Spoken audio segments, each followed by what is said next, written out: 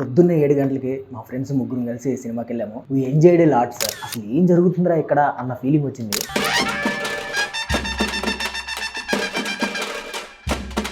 Hello guys, welcome back to open చేస్తే. రామ్ చరణ్ గారి game changer cinema పొద్దున్న 7 గంటలకి మా ఫ్రెండ్స్ ముగ్గురం కలిసి సినిమాకి వెళ్ళాము. సినిమా చూస్తున్నంతసేపు మా ఫీలింగ్ ఒక్కటే ఉంది, we enjoyed a lot sir. Cinema చూస్తూ కాదు, సినిమాలో ఉన్న కంటెంట్ని చూస్తూ కాదు, ఆ సినిమాలో వచ్చే ఒక్కొక్క సీక్వెన్స్, ఒక్కొక్క సీన్, ఒక్కొక్క ఎలిమెంట్స్ ఇవన్నీ చూసుకుంటూ వాటి మీద కామెంట్స్ చేసుకుంటూ ముగ్గురం మంచిగా ఎంజాయ్ చేసాము. గేమ్ చేంజర్ ట్రైలర్ అనాలిసిస్ మీద ఒక వీడియో చేసినప్పుడు నేను ఒక విషయం చెప్పాను. శంకర్ గారి మీద నాకు ఒక పర్సనల్ రెస్పెక్ట్ ఉంది, ఆయన అంటే ఒక ఇష్టం ఉంది, ఆయన మీద నాకు 1% ఇంకా హోప్ ఉంది అని చెప్పాను. ఈ సినిమాతో ఆ హోప్ కూడా ఇంకా దాదాపు పోయినట్టే. ఇదే సినిమాని ఎవరైనా ఒక routine commercial mass masala director తీసుంటే ఓకే బాగుందేమో అని చెప్పేవాడిని, బాగుంది కాదు ఒక యావరేజ్గా ఉంది అని చెప్పేవాడిని. కానీ శంకర్ గారు ఫస్ట్ టైం తెలుగులో ఒక డైరెక్ట్ సినిమా ఈ సినిమాతో చేశారు అంటే నేనైతే చాలా డిసప్పాయింట్ అయ్యాను. నేనైతే ఈ గేమ్ చేంజర్ సినిమా చాలా బాగుంటుంది, హిట్ అవుతుంది, హిట్ అవ్వాలి అని కోరుకున్నాను. ఫస్ట్ దిల్ రాజు గారి గురించి ఆలోచిస్తేనే కొంచెం బాధగా ఉంది నాకు. ఆయన పెట్టిన డబ్బులు మాత్రం ఈ సంక్రాంతి సీజన్లో ఈ హాలిడేస్లో మాత్రం ఖచ్చితంగా వచ్చేయాలి అని కోరుకుంటున్నాను. ఆయన పాపం కంటెంట్ని, డైరెక్టర్ని, హీరోని అందరినీ నమ్మి ఈ సినిమా చేశారు. ఒక్క ముక్కలో ఈ సినిమా గురించి చెప్పాలంటే బాగలేదు సార్, అస్సలు బాగాలేదు. నాకు ఇంకా షాకింగ్ అనిపించిన విషయం ఏంటంటే అసలు ఈ స్టోరీ లైన్ ఇచ్చింది కార్తిక్ సుబ్బరాజ్ గారేనా? నాకైతే అస్సలు అలా అనిపించలేదు. మేబీ ఆయన ఏదైనా ఒక ఐడియా చెప్పి ఉండొచ్చు, దాన్ని ఒక తెలుగు నేటివిటీలో ఒక రొటీన్ మాస్ మసాలా సినిమా ఎలా తీయాలో అలా తీశారు. సినిమా స్టార్టింగ్ నుంచి మీకు అర్థమైపోతుంది ఇది ఒక పక్కా కమర్షియల్ సినిమా. హీరో ఎంట్రీ అనగానే ఒక ఫైట్, ఒక సాంగ్, ఆ తర్వాత సీక్వెన్సెస్, ఆ తర్వాత ఇంటర్వెల్ బ్లాక్ లో ఒక ఫ్లాష్ బ్యాక్, ఆ తర్వాత ఫ్లాష్ బ్యాక్ లో జరిగిన అన్యాయానికి విలన్ మీద హీరో రివెంజ్ తీర్చుకోవడం,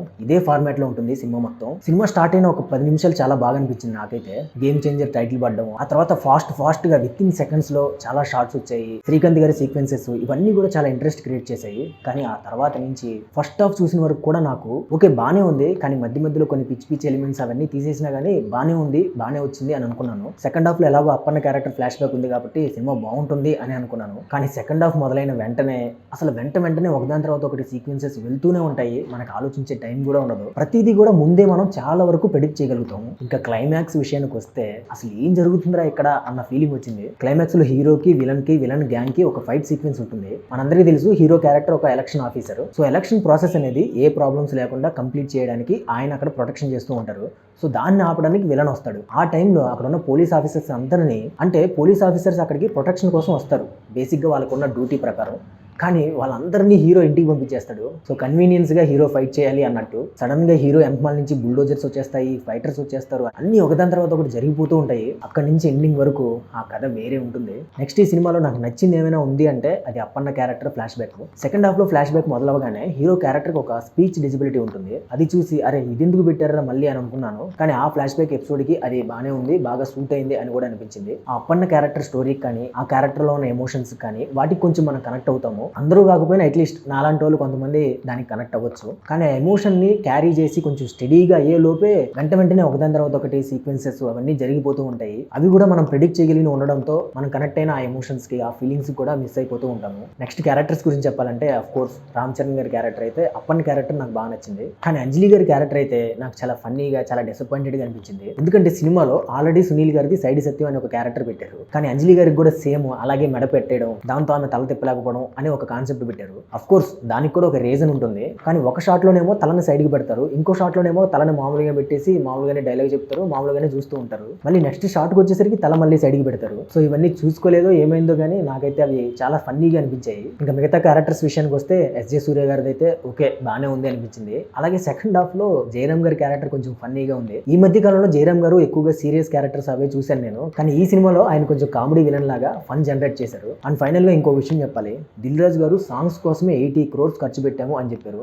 నాకైతే అది అనవసరం అనిపించింది. దట్టు సినిమాలో నానా హిరానా సాంగ్ కూడా ఎడిటింగ్ లో తీసేశారు. మా ఫ్రెండ్ అయితే సినిమా క్లైమాక్స్ అయిపోయి సినిమా ఎండ్ అయిపోయిన తర్వాత కూడా ఆ సాంగ్ ఇంకా రాలేదేంట్రా బాబు, ఆ సాంగ్ ఎందుకు పెట్టలేదు అని చాలా డిసప్పాయింట్ ఫీల్ అయ్యాడు. అలాగే ఉన్న సాంగ్స్ లో కూడా స్టెప్స్ అయితే అస్సలు బాగోలేదు. రామ్ చరణ్ గారు డాన్స్ ఎలా చేస్తారో మనందరికీ తెలుసు, దాన్ని అయితే ఈ సినిమా సాంగ్స్ లో అస్సలు యూజ్ చేసుకోలేదు. అండ్ ఈ సినిమాలో హీరోకి ఒక లవ్ ఫెయిల్యూర్ ఫ్లాష్ బ్యాక్ ఉంటుంది. అది మీరు అది మీరు థియేటర్లోనే ఎంజాయ్ చేయాలి. దాని గురించి చెప్తుంటేనే నాకు నవ్వు వస్తుంది. సో అది మీరు సినిమా చూసి ఎలా ఉందో మీరే కామెంట్స్లో చెప్పండి. అండ్ అలాగే శంకర్ గారు ట్రైలర్ లాంచ్ ఈవెంట్లో ఈ సినిమాలో ఒక సర్ప్రైజింగ్ క్యారెక్టర్ ఉంది, అది మీరు సినిమాలోనే చూడాలి అని చెప్పారు. మరి ఆ క్యారెక్టర్ ఏమైపోయిందో లేకపోతే ఎడిటింగ్లో ఏమైనా కట్ చేస్తారో తెలియదు. సో అది ఫ్రెండ్స్ గేమ్ చేంజర్ సినిమా గురించి మన అనాలిసిస్. ఈ వీడియో మీకు నచ్చితే ఒక లైక్ కొట్టండి. అలాగే ఈ సినిమా చూసిన వాళ్ళు ఎవరైనా ఉంటే మీకు ఎలా అనిపించిందో కామెంట్స్లో చెప్పండి. అలాగే మన స్లోగన్ గుర్తుంది కదా, నచ్చితే మెచ్చుకుందాం, అందరితో పంచుకుందాం. So please support and subscribe to open చేస్తే.